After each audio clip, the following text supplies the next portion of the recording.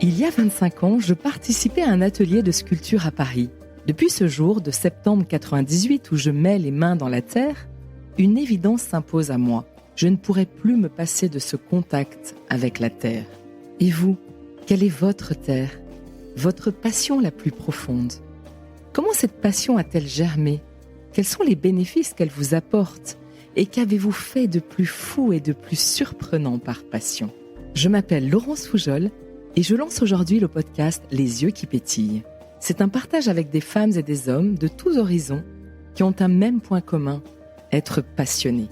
Je laisserai la parole à tous les artistes, sportifs, entrepreneurs, fans d'eux, qui ne se ressemblent pas, mais qui ont tous les yeux qui pétillent. Bonjour Estelle. Bonjour Laurence. Merci beaucoup de me recevoir chez toi à Paris. C'est une fête de te recevoir, Laurence. Je suis vraiment ravie. On a eu un petit moment d'échange au téléphone et déjà, j'ai ressenti toute ton énergie de vie. C'était vraiment génial. Donc, je me réjouis de ce moment. On va aborder pas mal de choses, beaucoup le sujet de la création, de la transmission, du développement personnel, etc. Mais la première question que je pose à mes invités, c'est de se présenter de la façon dont ils le souhaitent. Eh bien, merci beaucoup Laurence de m'accueillir au creux de ce podcast. C'est une joie de partager ma passion. On va dire que depuis toujours, il y a cette passion qui m'habite. Mais au départ, elle était introvertie, puis là, elle est complètement extravertie. Et puis, jusqu'à aujourd'hui, voilà, les deux. Donc, ça fait tout un chemin de vie et qui passe par la musique à fond, beaucoup le chant, la communication et l'amour des mots. Donc effectivement, on va aborder beaucoup le sujet de la création artistique autour du chant, du piano, etc.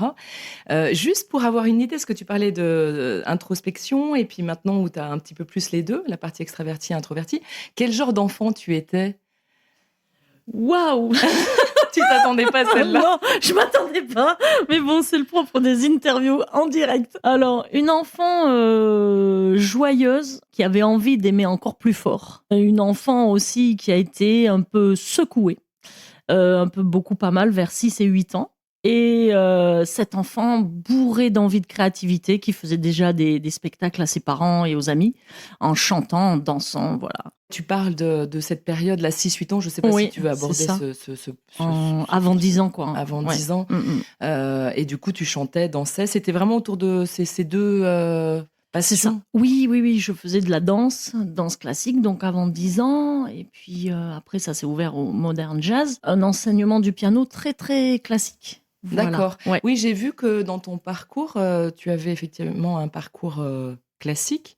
Ouais. Jusqu'à une maîtrise de musicologie, on peut dire ça? Oui, c'est ça. Avant d'aborder cette période un petit peu d'études autour de la musique, à quel moment tu t'es dit j'ai envie de vivre de ça, d'essayer de tenter? Alors, essayer de tenter, tu vis de ça aujourd'hui, mais c'est pas essayer de tenter de vivre. Oui, non, mais ça... Tu vis pleinement. Oui, c'est ça, mais ouais, non, ça mais fait un peu... C'est complexe. Tu vis de ça et ça, c'est juste dingue. Parce que c'est pas simple. Bon, tu vas nous en parler, mais à quel moment, en fait, tu t'es dit « Ah, mais c'est ce que je veux faire et j'aimerais essayer de vivre de ça et pas d'avoir juste le piano en loisir » parce que tu t'aurais pu faire ce choix de dire le piano, le chant, la danse comme une activité. Alors, en fait, pour tout expliquer, j'étais vouée, tout était tourné pour que je devienne pianiste classique et donc professionnelle. Si tu veux, j'étais lancée dans des études comme ça. J'ai même arrêté la danse à mes 15 ans pour me consacrer vraiment au piano, avec études et musique au Conservatoire de Marseille avec Pierre Barbizet et les études au lycée Thiers. Voilà, simplement, la vie... Tout le reste s'est déroulé différemment. Et donc aujourd'hui, je peux dire oui, je vis complètement de mon activité en ayant suivi des chemins de traverse, des ouvertures de l'univers de dingue, de la résilience, du développement personnel, de la spiritualité, beaucoup. L'amour des mots qui d'abord m'ont sauvé la vie vers mes 35 ans. Et aujourd'hui, donc, j'enseigne le piano, le chant, et je fais de l'accompagnement vocal pour la prise de parole en public parce qu'il me tient à cœur autant de développer ma créativité, par exemple dans les compositions de mes chansons, que dans ma pièce de théâtre Une femme en quête, que de développer, de déployer la voix des personnes qui viennent vers moi pour ça, pour leur activité. Et c'est vraiment la passion dans les deux secteurs. C'est super important de voir qui tu es aujourd'hui avec une facette ultra large en fait, plein de domaines différents. Moi, je voulais juste revenir un petit peu parce que c'est quelque chose qui m'intrigue ou en tous les cas me questionne. Donc, tu t'es mis au piano, donc tu le Oui. disais, c'était une formation très classique autour du piano. Et puis, tu as pratiqué l'orgue aussi pendant longtemps. Tu accompagnais la liturgie aussi. Oui. Est-ce que tu peux nous parler un petit peu de ça et qu'est-ce que ça t'a apporté cette expérience? Parce que c'est pas neutre, c'est quelque chose, c'est du bénévolat entre guillemets. Enfin, Oui, bien sûr. complètement. Ouais. Qu'est-ce que ça t'a apporté? Écoute, maintenant, avec le recul, mais en tout cas, ça me plaisait déjà à l'époque, c'était le fait de faire chanter, que les gens chantent en étant soutenus par un clavier. Donc, en fait, ce qui s'est passé, c'est que, tu sais, dans les villages, souvent, quand tu joues du piano, voilà, tout le monde sait que tu joues du piano. Mes parents étaient commerçants dans ce village. Donc, ils savent que tu suis des études de piano, tout ça. Est-ce que vous voudriez bien accompagner à l'orgue la liturgie? Oui, bien sûr, tu vois. Alors, c'est bien, ça te fait travailler ton trac, puis il faut y aller, quoi. Et d'entendre chanter, waouh! Quand tu as entre 12 et 15 ans, déjà, c'est énorme d'entendre chanter juste parce que tu soutiens comme ça. Parce que à l'époque, l'orgue, je le pratiquais pas d'une manière érudite, quoi. C'était vraiment le clavier, le piano, et de sentir ces personnes qui chantent, voilà. Et là, maintenant, je les fais chanter dans un autre domaine. Mais Et qu'est-ce ouais. que tu ressentais? En fait, c'était le fait que par l'orgue et donc par ta pratique de l'orgue, tu avais toutes ces personnes en fait qui étaient avec toi, quoi. C'était une sorte de communion ou... Exactement. C'est la joie partagée, les cœurs qui chantent. Et puis, dans ces moments-là, les personnes sont vraiment ouvertes à leur cœur. Et sans avoir conscientisé tout ça, je le ressentais dans mon propre cœur. Une joie partagée, quelque chose, je peux le dire, osons le mot, allez, ma passion des mots, intemporel, peut-être éternel. Tu vois, quelque chose de très, très profond. Et ça m'émeuvait beaucoup, même si je n'avais pas conscience de autant que maintenant. Ouais, bien sûr. Et tu avais entre 12 et 15 ans, c'est ça? Quand Ouais, c'est ça, D'accord, j'ai commencé. donc hyper jeune. Alors, le truc rigolo, c'est que je descendais en vélo. Parce que mes parents travaillaient là le dimanche matin. Donc, je descendais à vélo, à bicyclette, quoi. C'était vraiment ça. Le vélo, pour moi, c'était vraiment la liberté. J'avais pas de mobilette ou quoi. Peut-être c'était un peu trop tôt aussi. Mais, et le vélo, voilà, je descendais en vélo le dimanche matin. Je laissais mon vélo. Il y a même une fois, je me suis fait piquer mon vélo. Donc, tout le monde a été très, très gentil avec moi en me disant, alors, mais je sais pas comment t'expliquer. C'était une fête de descendre et d'aller chanter, d'accompagner et de participer à ça. Voilà, une fête. Et juste pour savoir un petit peu, qu'est-ce que faisaient tes parents? Tu disais qu'ils étaient commerçants, c'est ça? Oui, mes parents D'accord. commerçants. Donc, une vie de fou, hein, parce que c'était des Espagnols qui ont été vivre en Algérie du Nord, rapatriés en 62, des vies bouleversées de dingue, quoi. Donc, ils montent un commerce très vite, quoi. Je crois c'est en 62, donc 6 mois plus tard de leur arrivée. Et là, mon père, qui était à la fois donc passionné par les instruments de musique, parce qu'il était accordeur de piano. Ok. Voilà. Je voulais te poser la question de savoir si tes parents étaient musiciens, justement, par rapport au piano. Écoute, c'est dingue parce qu'il arrive ici, il monte à Paris, c'était le seul endroit où il pouvait trouver du travail, donc en tant qu'accordeur de piano à la maison Ham. Au bout d'un mois, le soleil lui manque trop. C'est dingue, hein, quand ta peau est tannée par le soleil depuis des générations, tu vois. Il redescend dans le sud de la France et là, il épouse ma mère et lui dit, écoute, on va faire autre chose parce que j'ai besoin de soleil. Il se lance à fond dans l'élevage de poulets. Élevage et en même temps distribution. Ils ont des commerces, hein, donc ils commencent vraiment tout petit. Hein, c'est le démarrage du démarrage. Et puis après, ils s'y mettent à fond. La force du couple qui s'allie et qui est presque invincible. Hein, quand il y a deux volontés qui s'unissent, ça va très loin, quoi. Et donc voilà. Donc il remplit la maison d'instruments, à la fois un piano, une trompette, un orgue, mais tu sais, un orgue tout simple avec petit clavier, voilà, une batterie. Et puis, je me mets au piano. Donc, il jouait de tous ces instruments-là? Quand tu dis qu'il avait tous ces instruments dans la maison, c'était... Non. Non. En fait, le piano, il était accordeur. Donc là, c'était vraiment que quand il voulait que ça soit accordé pour moi, s'il n'avait pas trop le temps, tu vois. Ok. La trompette, c'était pour son délire perso. Et la batterie, c'était juste pour le Pour la déco. Ouais, mais presque ça. C'est plus l'amour des instruments. Donc tu penses que ta passion pour le piano au démarrage, enfin je parle de passion, c'était peut-être pas à ce niveau-là au début. Non. Ouais. Ça venait vraiment plus de ton père finalement. Il y avait un piano. Complètement. C'est Oui, ça. oui, complètement. Ok. Parce que lui-même me disait, mais quand tu étais enfant, t'arrêtais pas de chanter. La danse, ma mère m'a mis à la danse, mais ce qu'il y a, c'est que je me suis passionnée par tout ça. Et j'ai développé le chant beaucoup plus tard. Mais c'est devenu évident. Le chant, c'est devenu évident. Vraiment quelque chose, mais plus tard, vers ado, vers l'adolescence, pré-adulte, quoi. Tu as parlé effectivement donc du piano, de la danse, du chant qui est arrivé un peu plus tard et ta passion des mots aussi, ce que tu en as parlé très vite dans ta présentation, Oui, l'importance des mots. oui, Et j'ai vu aussi que tu te formais continuellement. Donc après ces études à la fac à Marseille, je crois, oui, tu as continué de te former puisque bon, bien plus tard après en 2016, tu suis pendant 1 an la formation d'Oscar Sisto et ensuite tu suis une formation de Franck Nicolas, on en a parlé tout à l'heure avant de oui. démarrer Spark. Donc voilà, c'est vraiment continuellement cette envie en fait de te former. Et est-ce que tu peux nous parler un petit peu plus de cette formation de Oscar Sisto? Qu'est-ce que ça t'a Oui. apporté? Alors, juste pour revenir Oui, sur... parce que... les mots aussi peut-être. Oui, les mots, donc c'est une prof de français en 5e qui nous ouvrait tout de suite au philosophe Alain, Propos sur le bonheur, voilà. Moi-même, j'ai découvert des livres parce que mes parents n'avaient pas du tout de temps, mais ils avaient des livres. Donc, c'était une période vers 12 ans où je cherchais beaucoup de choses. Déjà, j'étais tombée sur des livres, tu sais, ce qu'on appelle maintenant ésotériques, tout ça, et qui m'avaient énormément marqué. Et les philosophes aussi. Et là, la Bible aussi, évidemment. Hein. Il y avait vraiment ces 3 courants très forts. Et les mots, d'un coup, je peux te le dire avec ce recul maintenant, me touchaient énormément parce que justement, peut-être qu'il n'y avait pas assez de mots dans ma famille. Bon, ça faisait partie de mon héritage, c'est-à-dire que, tu sais, les gens qui ont vécu des choses très très dures, qui ont dû se battre pour arriver, pour réussir à fonder leur famille, leur équilibre économique aussi.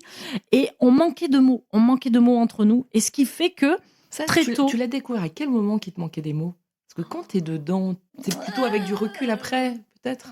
Pas forcément parce que, justement, par mes lectures, par cette prof de français qui nous faisait des découvertes de dingue, enfin ce philosophe Alain, il m'a marqué. La poésie aussi, la poésie, les mots. En fait, les mots, pour moi, ça, c'était tout de suite des images, comme pour beaucoup de gens, bien sûr, mais si tu veux, des pétillements, mais dans l'esprit et dans le cœur. Et je me disais, oh, mais waouh, ce mot, mais... Et si tu veux, c'était pas esthétique quand tu as 12 ans et que tu as besoin de réponses, que tu n'as pas les réponses dans ta famille, parce que c'est comme ça, c'est OK, voilà. Et tu cherches des mots pour les atteindre eux. Donc quand tu en trouves dans des livres, tu dis, mais waouh, mais c'est ça, c'est ça. Et donc tu cherches à entrer en communication parce que la communication est pas facile à la maison, justement, que c'est difficile. Ils sont en plein dans leurs difficultés et en même temps dans leur réalisation, tu vois, d'entrepreneurs qu'ils étaient. Donc, tu cherches des mots pour toucher, mais dans le sens pour rentrer en communication, pour qu'on te voit. Parce que à 12 ans, t'as pas l'impression d'être vu. Et après, bien sûr, avec le développement, si t'es pas vu, t'es pas aimé. Et donc, ça fait une boucle infernale, ça, hein, quand t'as besoin d'amour. Bien sûr. Ouais. Voilà.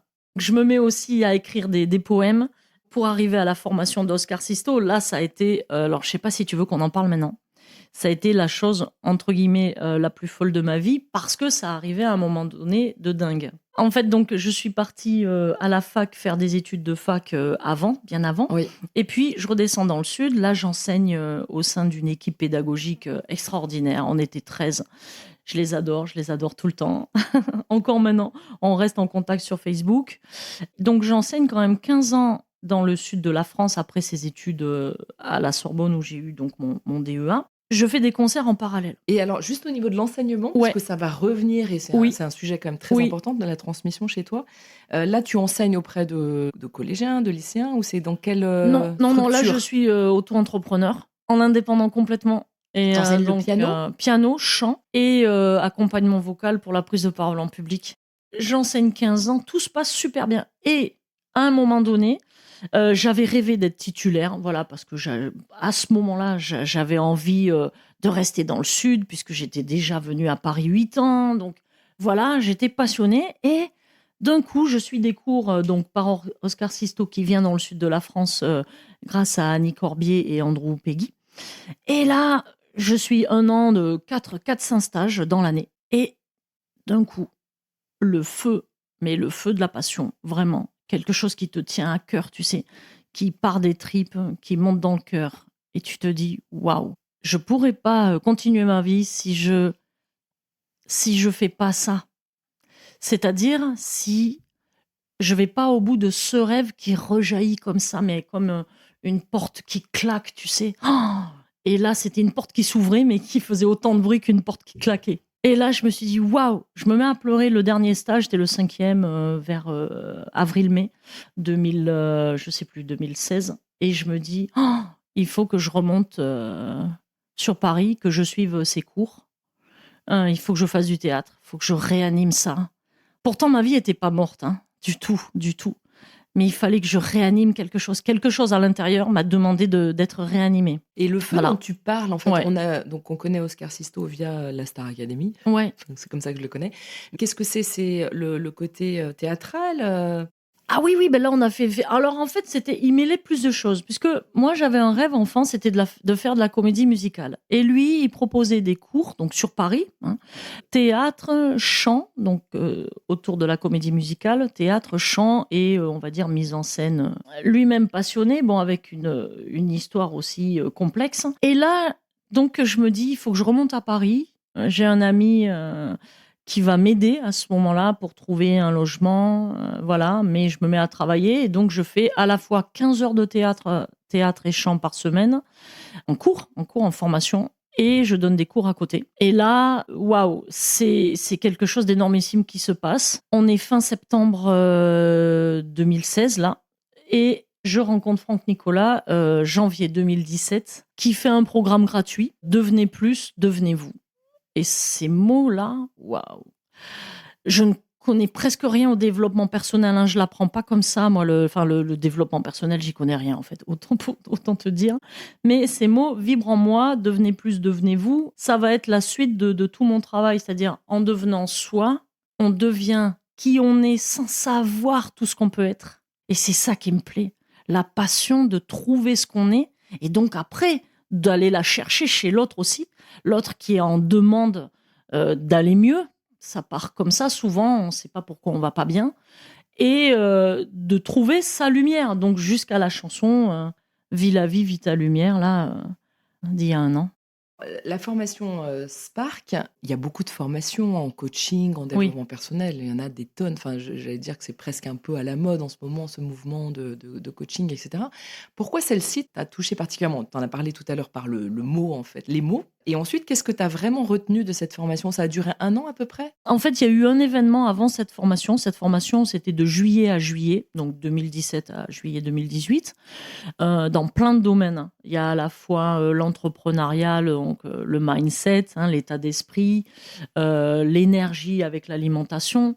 Mais avant ça, il y a eu un événement en avril 2017 qui s'appelle WES, le Weekend Spark. Retrouver l'étincelle, c'est sur 2 jours et demi. In vivo, in vitro, je sais pas comment on peut dire.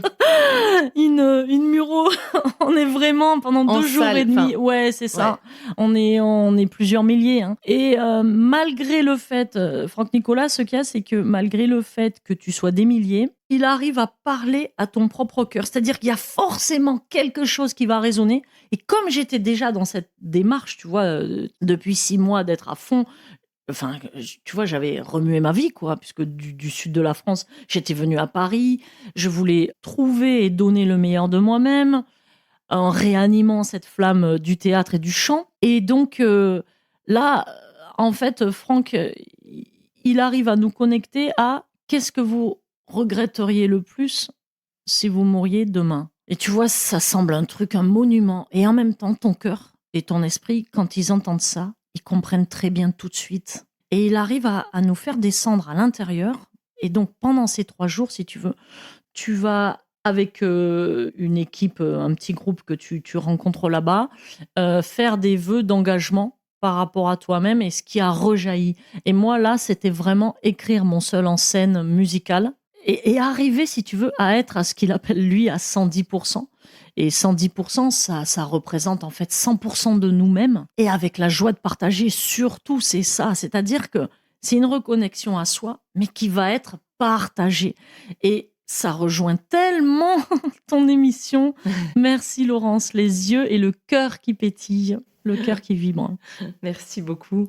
Donc, on l'a vu là depuis le début de nos échanges que tu es hyper complète entre le piano, le chant, la comédie, le développement personnel. Quel lien tu verrais entre toutes ces... C'est pas des activités, c'est beaucoup plus que ça, mais toutes ces disciplines? Ben, ce lien, c'est l'enfant qui a envie de trouver sa porte de sortie du long tunnel d'incompréhension. Et cet adulte qui a ressenti cet enfant, et cet adulte qui veut libérer cet enfant qui a été enfermé par les mots qu'elle n'a pas reçus, ou les mots qu'elle a reçus mais qui étaient vraiment déplacés pour une enfant si jeune. Et donc, quand elle peut, en prenant un risque, tu sais, c'est comme les aventuriers de l'Arche perdue, au moment où il met ce pied dans le vide, il sait qu'il doit prendre un risque, et au moment où il met le pied dans le vide, c'est à ce moment-là que le chemin paraît sur son pied. Et c'est cette image, je t'assure, c'est sauver quelqu'un en prenant un risque. Donc, le lien, c'était de... Je me disais, mais c'est dingue. Alors, on me parle de la neuroplasticité du cerveau. Ce sont des choses scientifiques. On me parle de la méditation qui va apaiser. Parce que si tu veux, l'envers de la passion, c'est le trop. Le trop, du trop débordant, passion hypersensible. Donc, du coup, c'était d'arriver, si tu veux, à rentrer en communication avec les autres, avec soi et toutes ses parts, les ombres, les lumières, le meilleur, peut-être le pire, je ne savais pas, et d'arriver à communiquer tout ça pour raviver ensuite un feu, peut-être chez l'autre, quand il en a besoin. C'est ça aussi, hein. C'est d'être utile. Et alors moi, je trouve que c'est le bon moment, tu vas me dire, de parler de ton spectacle, parce on voit vraiment le lien entre toutes tes passions artistiques et le développement personnel, la quête de soi. Oui. Donc ton spectacle musical qui s'appelle Une femme en quête, Oui. 2, 3 petits points, en quête. Oui. Tu es en quête de quoi à travers ce spectacle et puis à travers la vie aussi? Bon, tu en as déjà un petit peu parlé. Ma quête, c'est le vivant. Vivre et vibrer, sentir la vie en soi. Et ce spectacle, ça a été pour inviter à sentir le vivant en soi, autour de soi, et donner de l'espérance. Souvent, c'est vrai, tu pourrais me dire, ouais, mais donner de l'espérance. Est-ce que toi, tu en as, Estelle, de l'espérance? Alors oui, Laurence, j'ai de l'espérance. Et ce qui compte pour moi, c'est de la partager, sentir la vie. Et donc, ce spectacle, ça part dans plusieurs dimensions. À la fois, ce qui s'est passé, les faits, comment j'en suis arrivée là. Ça parle beaucoup de résilience. Et donc, grâce à la résilience, retrouver l'espérance, donner envie, donner envie de cette vie qui nous traverse et expliquer que c'est à la portée de tout le monde. C'est vrai que des fois, ça passe par des prises de risques, mais des prises de risques de vie, pour toujours plus de vie, et de le faire avec de la joie, de l'humour. Et là, il est en refonte, pas en refonte, mais donc je vais avoir d'autres dates en 2024. Et tu as composé aussi 2 chansons? Oui. Certainement plus que ça, mais... Non, mais dans mon spectacle, oui, j'ai composé des chansons dans le spectacle. Ok, Ouais. et une qui dit «J'ai dit oui à la vie», je trouve que c'est aussi un bon résumé Waouh, de ce oui. que tu viens de nous dire. Je ne sais pas si tu as envie peut-être de nous chantonner un petit morceau. Si, à sinon je fond. pourrais. Ok, génial. Estelle me reçoit, tu me reçois chez toi, et il y a bien sûr un piano chez toi, et qui est juste à côté, et tu vas nous faire un petit morceau. Alors, j'ai dit oui à la vie, c'est une chanson sur l'amour inconditionnel que j'avais reçu enfant, que j'ai retrouvé. Mon amour, mon ami, mon ami, mon amour, restons là dans la nuit, enlacés à l'infini.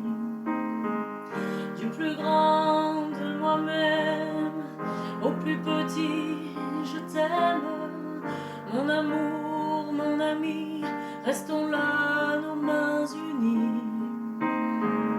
Que notre bienveillance, le plus beau de nous-mêmes, nous offre cette chance, nous porte dans la danse. J'ai dit oui à la vie, à l'envie en moi naissante, cette force qui nous pousse, nous soutient quand vient la nuit. Allons ensemble vers cette lumière qui jaillit. Mon ami, mon amour aussi. Super, merci beaucoup. Merci. Donc c'est une chanson que tu joues dans ton spectacle? Alors, figure-toi, pas encore. Celle-là, elle a été composée pendant le chamboulement que nous avons vécu ces 2 dernières années sur l'amour donc inconditionnel, à la fois dans l'amour et dans l'amitié, cette force qui nous traverse. Elle n'est pas mise dans le spectacle, mais certainement, donc en avant-première, elle va être, oui, dans la refonte. Dans la refonte ouais, c'est ça, de exactement. 2024. Oui. D'où te vient en fait cette énergie incroyable, ce rire que j'adore? Voilà. Non, oui, voilà, Non, on va pas elle est commencer. discret, ouais, c'est ça. Parce que bon, Oui. Tu sais, bon, mes parents étaient bourrés d'énergie et ils m'en ont même, je peux le dire aujourd'hui, fait peur, tellement cette énergie, elle débordait. J'ai la même énergie, mais que j'ai retrouvée ensuite quand j'ai fait la véritable paix avec moi-même. Et donc, du coup, cette énergie, en fait, elle est revenue naturellement. Tu vois, c'est l'énergie de vie. Quand tu retrouves ta joie et surtout la paix avec ça, elle revient en fait, c'est notre énergie de vie qui revient naturellement. parfois tu as du mal à la canaliser ou J'adore, ça c'était la question. Mais oui, c'est-à-dire... Non mais moi si tu veux, Laurence, cette énergie, elle me fait du bien parce que je me sens vivante. Et grâce aux mots, on peut ne pas être tout le temps en explosion. Alors Estelle, moi j'aimerais bien qu'on aborde la partie de la transmission, parce que bon, tu es une multi-artiste, mais tu aimes transmettre aussi. Tu as parlé de 15 ans d'enseignement en tant Oui. qu'auto-entrepreneur. Tu as participé à cet été à un lieu de vacances Oui. qui est Fais tes vacances. Oui. On ne s'est pas connus là, mais on a été toutes les deux dans cet endroit-là. Donc tu as transmis aussi sous des formats un peu différents, j'imagine. Comment tu gères en fait l'équilibre entre l'enseignement, ta propre création, et qu'est-ce que t'apporte la transmission, l'enseignement? Ça ouvre énormément de possibles. Ça ouvre énormément de possibles avec plusieurs questions. C'est comme dans un couple et avec l'amour. On a l'amour du couple, l'amour des passions qu'on vit à côté dans la réalisation de soi. Et là, c'est pareil, à la fois dans la créativité et dans la transmission. Ça se nourrit, ça s'enrichit. C'est parfois en même temps, parfois c'est différencié comme temps. Ça se nourrit l'un l'autre et surtout, de ce que je vois, c'est que quand je vais faire un concert et que moi aussi, j'ai mon propre track qui arrive, c'est notre instinct de survie, enfin voilà, chacun le vit différemment, de côtoyer ce track qui arrive et quand après tu en parles avec les élèves que j'ai en chant ou en communication pour la prise de parole en public, du coup, tu deviens congruent. C'est-à-dire qu'ils viennent te voir en concert et tu leur parles du track, tu leur dis oui, mais là, on va apprendre à traverser ces émotions. Ben, du coup, pour eux, ça fait sens. Ça fait sens parce que toi aussi, tu traverses tes propres émotions. Et je t'assure que c'est dingue, hein. Parce que des fois, c'est plus violent que d'autres. Pas forcément quand il y a plus d'enjeux, parce qu'en fait, tu te mets toujours en enjeu quelque part. Voilà. Donc, c'est d'arriver à traverser avec. On peut pas faire semblant que ça n'existe pas quand ça vient. Et donc, c'est ce que tu as envie de transmettre aussi. Donc, tu vois, toujours transmettre de l'espérance, qu'on peut faire des choses, qu'on peut aller au bout de soi. Et d'ailleurs, il y a la fameuse phrase de Nelson Mandela, hein, le courage, ça n'est pas quand tout se passe bien, mais justement de traverser. Alors évidemment, hein, il y a courage, il y a tellement différents courages dans la vie. Mais déjà, le courage de vouloir être heureux, ça en est un. Et il faut le dire. Et après, bien sûr, il y a aussi la prise de position. C'est bien sûr le courage dont il parlait. Mais déjà aussi, Le courage de vivre sa passion parce que en vivant sa passion, l'énergie du feu revient en nous. Est-ce que tu pourrais nous parler maintenant peut-être de tes projets, futurs? Tu nous as parlé déjà du spectacle, seconde version pour 2024. Est-ce que tu veux, voilà, nous parler de tes projets, globaux sur d'autres Oui. peut-être sujets? Bah, merci. Alors du coup, ce serait, enregistrer, mon premier CD dont le premier titre, est, Vis la vie, vis ta lumière. Je meurs d'envie d'en Vas-y, avec plaisir, si tu peux nous faire On va un aller. petit morceau, c'est top, c'est l'occasion, c'est génial.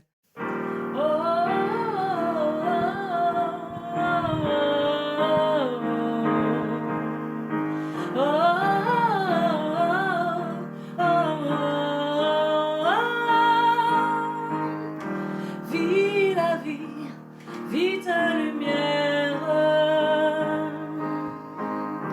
cours en vie, elle va te plaire. Donne-lui tout ce que tu es, montre-lui ta vérité. Tu rayonnes de ta lumière, tu rayonnes de ton amour, tu rayonnes de ta lumière, tu rayonnes. Oh, oh, oh, oh, oh,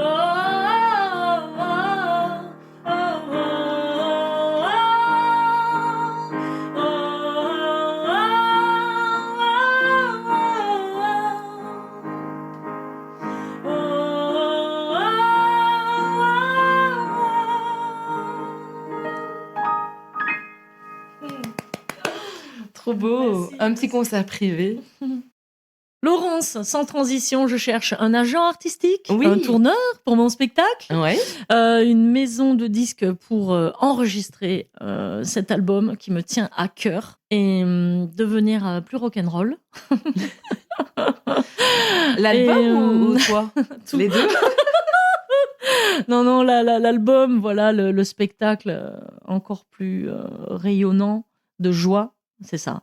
Le spectacle plus vibrant de joie encore. Et propulser des gens dans leur épanouissement personnel, justement, grâce à leur voix, qu'ils arrivent à épanouir totalement leur être. Voilà.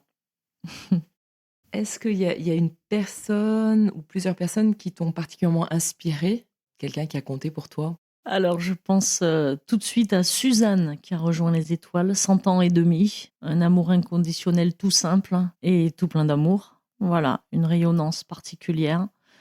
Oser être soi dans l'amour. Ça a toujours guidé justement mes passages, mon évolution, mes transitions. Arriver à mieux exprimer l'amour, à le donner et à le recevoir. Et ensuite, une multitude de gens, toutes les personnes que j'ai eues en enseignement, Manuel Jeannequin en piano, Pierre Barbizet, une vie débordante. Là, récemment, Franck Nicolas, Arnaud Rioux, aussi Lilou Massé, qu'on voit, voilà. Tu vois, vraiment, Pierre Rabhi, ça touche vraiment à des domaines très, très différents. Des gens qui ouvrent leur lumière et qui invitent les autres à en faire de même.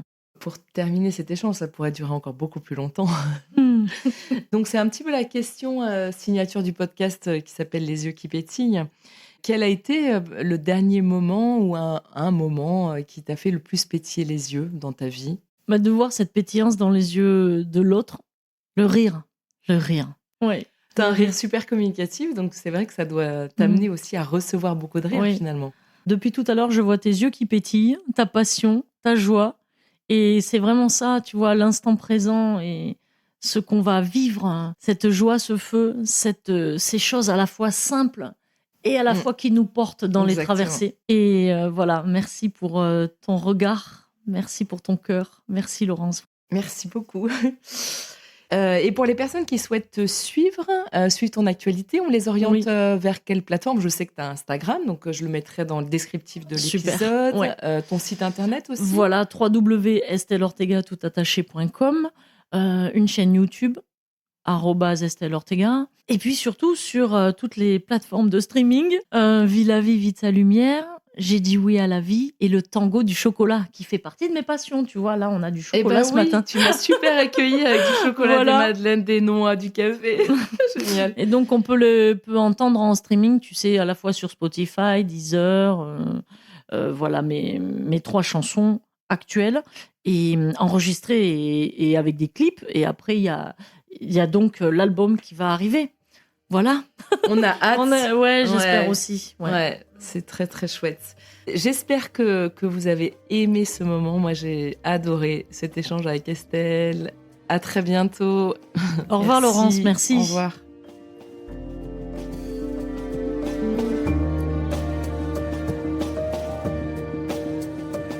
J'espère que vous avez aimé cette conversation.